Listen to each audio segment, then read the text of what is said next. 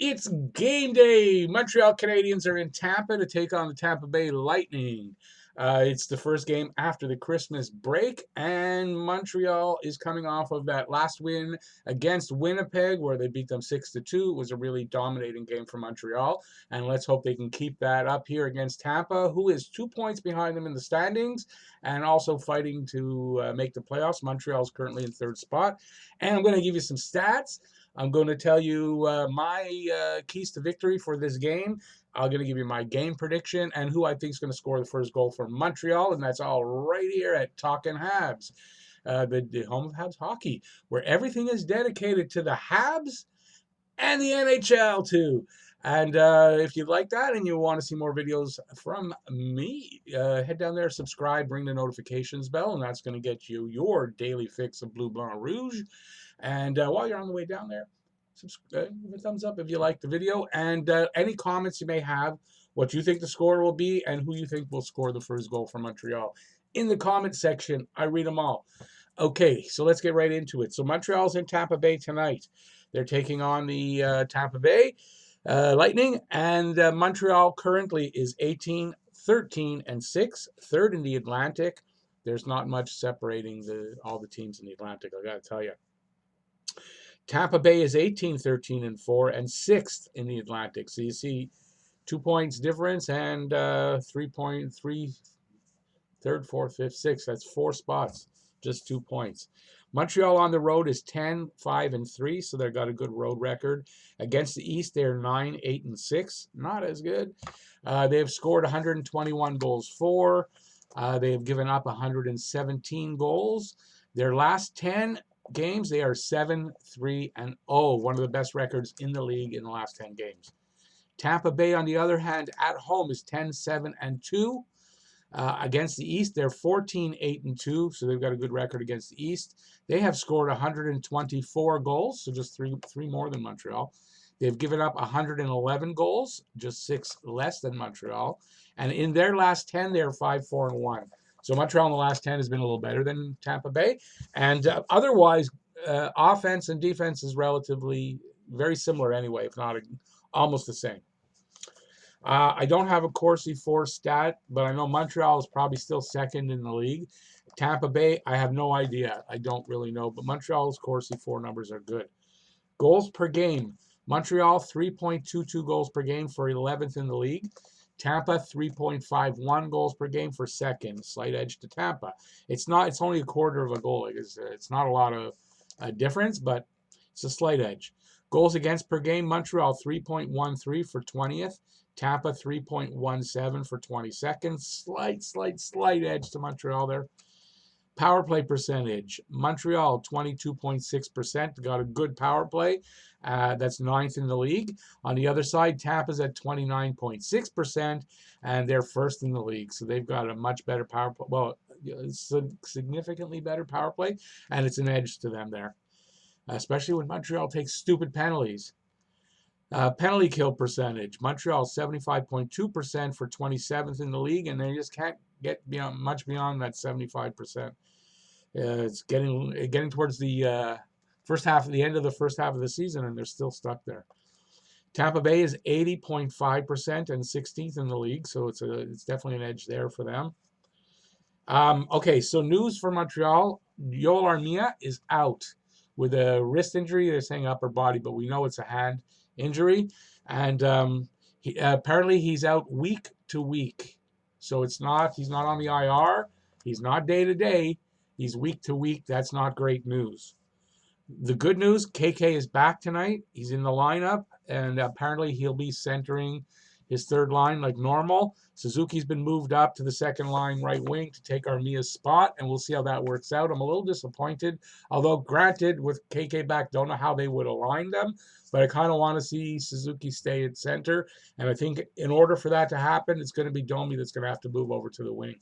That's what I think, and I think it's an inevitability, and we're going to find out down the road when that's going to happen. Okay, so scores for Montreal, not for these teams, actually. I'm not taking the top 3, just a few guys on the team. Domi, 9 goals, 17 assists, 26 points, a +6.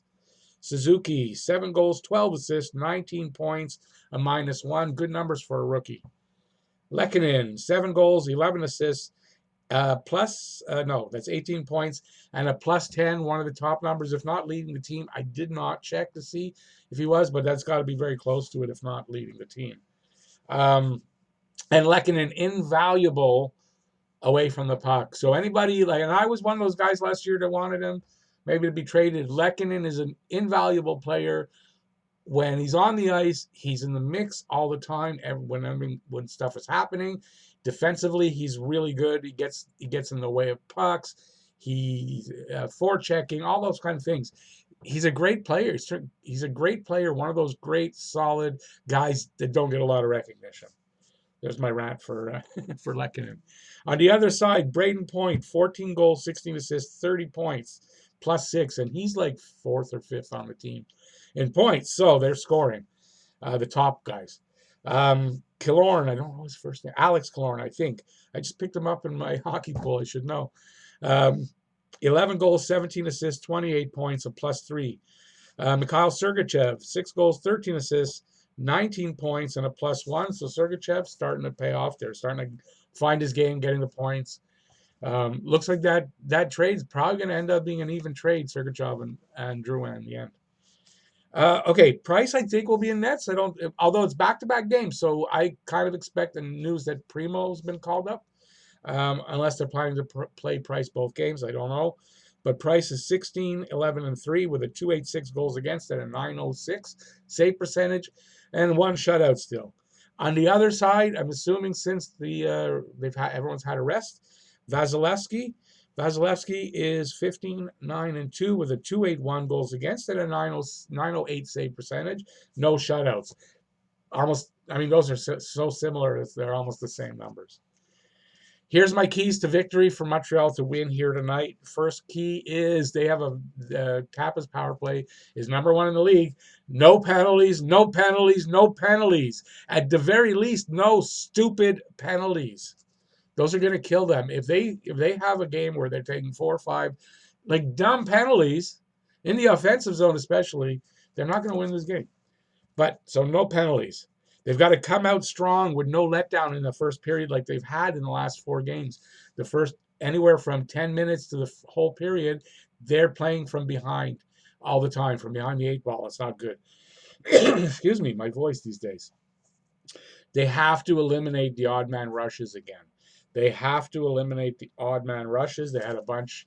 Although against Winnipeg, they were good. If whatever they gave up, I don't know if they capitalized. Maybe their 2 goals were that way. But eliminate the odd man rushes because those kill Montreal.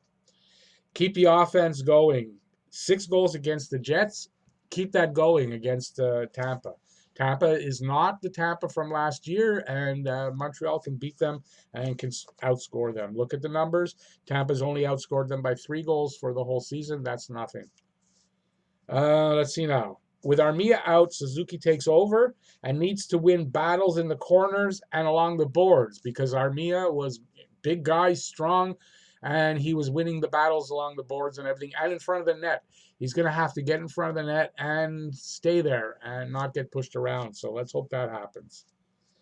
I hope KK is game ready and can play the way he was before the injury. So it's not a knock on KK in any way, but I hope when he comes back, he can get right back into the flow the way he was the last 4 or 5 games before he was hurt without it taking 3, 4, 5 games for him to catch up.